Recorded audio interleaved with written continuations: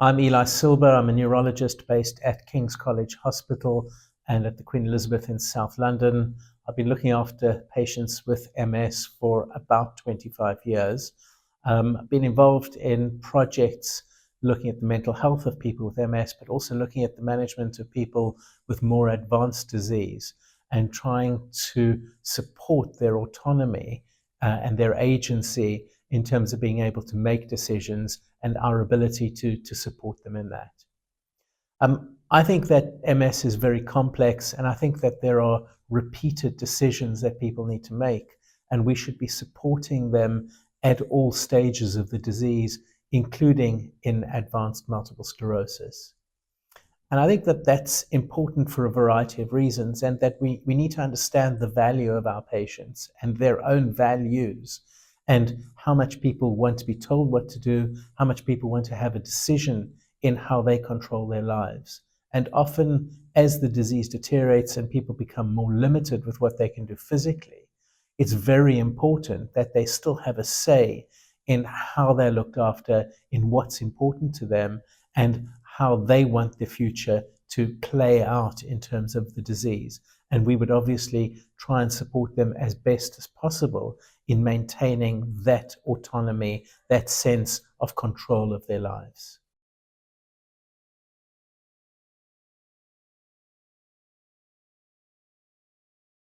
I think it's a privilege to look after people with MS and to share in their stories over many, many years. And I guess one of the things that I've learned is that people with very similar levels of disability can have incredibly different disease experiences and desires about how they want to be managed. There's some people who are quite fatalistic. There are other people who have a very strong sense that they want to do whatever possible. Some people who will value control of their symptoms. Other people will value their autonomy and their ability to do things. And so what we're trying to do is trying to manage people based on their own values, and listening to them is the only way that we're able to try and ascertain what's important and to guide our management.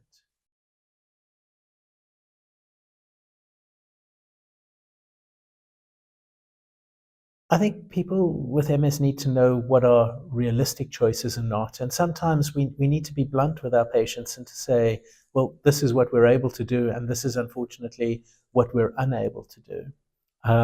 And then to know that the teams will try and support them within the constraints of what is doable to try and manage their lives and to manage their disease in a way that fits in with their life values.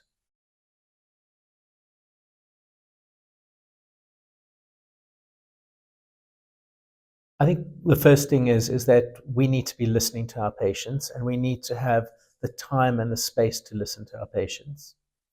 I think that the health service is unfortunately divided between hospital and community, between neurology, rehabilitation, palliative care, and we need to try and break down those barriers. And I think that our patients expect us to be talking between the different units so that we're able to offer them as best a care as possible and as linked in a care as possible.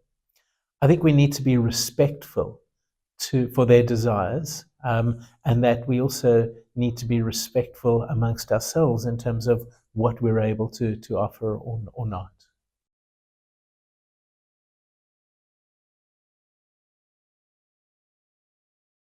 What I would say is I think that we were very privileged, instead of a lecture today, to have a discussion moderated by John Blair with myself and Lord John Monks, based on the life of his son Daniel, who was an incredibly brave and positive young man who we'd looked after with MS for close on 25 years. Unfortunately, his disease did deteriorate. Dan was as positive and as optimistic as possible, and eventually was thinking about how he wanted to manage his disease at the end. There was discussion about physician-assisted suicide. There was discussion, let me rephrase that.